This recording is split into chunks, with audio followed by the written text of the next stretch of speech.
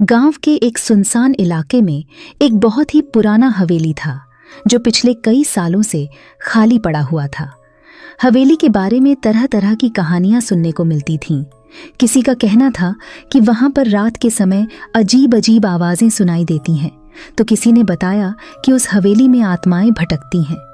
इसी गांव में एक युवक आर्यन रहता था जो अपनी पढ़ाई पूरी करके गांव लौटा था।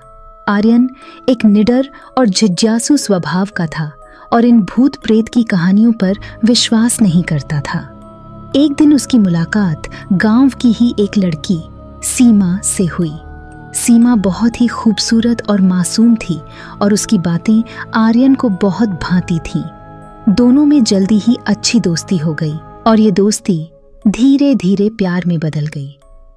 एक दिन सीमा ने आर्यन को बताया कि उसने उस पुरानी हवेली के बारे में अजीब अजीब बातें सुनी हैं और उसके अंदर जाने की हिम्मत किसी में भी नहीं है। यह सुनकर आर्यन को एक रोमांचक चुनौती का एहसास हुआ। उसने ठान लिया कि वह उस हवेली के रहस्यों का पता लगाएगा और सीमा को साबित करेगा कि ऐसी बातें सिर्फ मनगढ़ंत कहानियां होती हैं। आर्यन ने तय किया कि वह आधी रात को हवेली में जाकर खुद सारी सच्चाई का पता लगाएगा। सीमा ने उसे रोकने की बहुत कोशिश की और कहा कि उसने सुना है कि जो भी हवेली में गया वह लौटकर नहीं आया, लेकिन आर्यन अपने फैसले पर अडिग था। अपने हाथ में एक टॉर्च और दिल में असीम साहस लेकर वह हवेली की तरफ बढ़ा।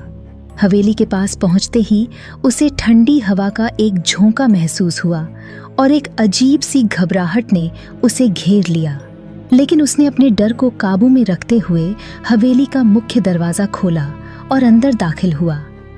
अंदर का माहौल बहुत ही रहस्यमय था। हर तरफ जाले और धूल जमी हुई थी, जैसे सालों से यहाँ कोई नहीं आया हो। हवेली के अंदर कदम रखते ही दरवाजा अपने आप बंद हो गया, जिससे आर्यन एक पल के लिए सहम गया, लेकिन उसने हिम्मत बनाए रखी। हवेली के अंदर बढ़ते हुए उसे एक कमरे से हल्की हल्की रोशनी दिखाई दी। जैसे ही वह उस कमरे में पहुंचा, उसने देखा कि वहां एक पुराना आईना था जो खुद से चमक रहा था। आर्यन ने सोचा कि शायद ये उसका भ्रम है, लेकिन तभी उसे उस आईने में एक आकृति दिखाई दी। यह आकृति किसी और की नहीं बल्कि सीमा की थी। आर्यन के रोंगटे खड़े हो गए, लेकिन उसने सोचा कि शायद यह सिर्फ उसकी कल्पना है। तभी वह आकृति बोल पड़ी, आर्यन, मुझे बचाओ। आर्यन का कलेजा कांप गया। सीमा की आवाज उसके दिल तक पहुंच रही थी। वह समझ नहीं पा रहा था कि आखिर सीमा यहाँ कैसे आ सकती है, जबकि वह तो गांव में थी। आर्यन ने उस आईने को छूने की कोशिश की, लेकिन उसकी उंगलियां आईने से टकराते ही ठंडे पड़ गईं। अचानक आईने से एक जोरदार चीख निकली और चारों तरफ धुंध सी फैल गई। आर्यन ने तुरंत पीछे हटने की कोशिश की, लेकिन उसके पैर जकड़ गए, जैसे किसी अदृश्य शक्ति ने उसे पकड़ लिया हो। आर्यन के मन में अब डर गहराने लगा था। उसे समझ में नहीं आ रहा था कि वह इस स्थिति से कैसे निकले। तभी उसे अपनी दादी की एक बात याद आई, जिन्होंने उसे बताया था कि बुरी आत्माओं से बचने के लिए मन को शांत रखना और हिम्मत बनाए रखना बहुत जरूरी है। आर्यन ने अपनी हिम्मत जुटाई और भगवान का नाम लेते हुए आगे बढ़ा। तभी उसे महसूस हुआ कि आईने के पीछे कोई दरवाजा है। उसने उस दरवाजे को खोलने की कोशिश की और किसी तरह अंदर पहुंच गया। तरह अंदर एक और कमरा था जिसमें एक पुरानी पेंटिंग लटकी हुई थी। पेंटिंग में एक लड़की की तस्वीर थी जो बिल्कुल सीमा जैसी दिखती थी। आर्यन हैरान था कि आखिर यह सब क्या हो रहा है। तभी उसके पीछे किसी के चलने की आवाज आई, जैसे कोई उसकी तरफ बढ़ रहा हो। आर्यन ने पीछे मुड़कर देखा तो एक वृद्ध महिला खड़ी थी जो उसे घूर रही थी। वह महिला बोली, तुम्हें यहाँ नहीं आना चाहिए था। अब तुम भी इस हवेली का हिस्सा बन जाओगे, जैसे सीमा बनी थी। आर्यन की समझ में नहीं आ रहा था कि वह क्या करे। उसने महिला से पूछा, सीमा कहाँ है? उसे यहाँ क्यों लाया गया? महिला हंसी और बोली, वह अब इस हवेली की आत्मा बन चुकी है।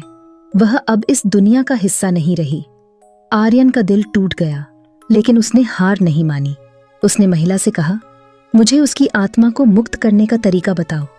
महिला ने उसे एक पुराने धार्मिक ग्रंथ के बारे में बताया, जिसे पढ़कर ही आत्माओं को मुक्ति मिल सकती थी। आर्यन ने वह ग्रंथ ढूंढने की ठानी और अपनी हिम्मत के साथ उस वृद्ध महिला के बताए हुए स्थान पर पहुंचा। वहां उसे वह ग्रंथ मिल गया।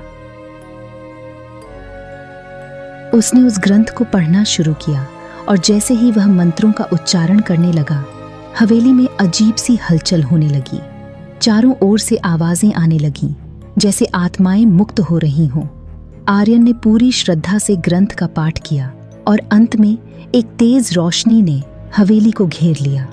उस रोशनी के शांत होते ही सब कुछ सामान्य हो गया। हवेली में एक सन्नाटा छा गया और आर्यन को महसूस हुआ कि सीमा की आत्मा को मुक्ति मिल चुकी है।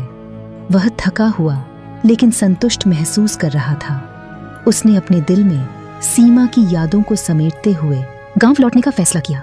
जैसे ही वह गांव पहुंचा, उसे महसूस हुआ कि उसके इस साहसिक कार्य ने उसे जीवन की एक महत्वपूर्ण सीख दी थी। कभी भी किसी की आत्मा को मुक्ति दिलाने में देर नहीं करनी चाहिए और हमेशा सच्चे प्यार में हिम्मत बनाए रखनी चाहिए। सीख। इस कहानी से हमें यह सीख मिलती है कि सच्चा प्यार न केवल मुश्किलों से लड़ने की शक्ति देता है, बल्कि आत्माओं को भी मुक्ति दिला सकता है।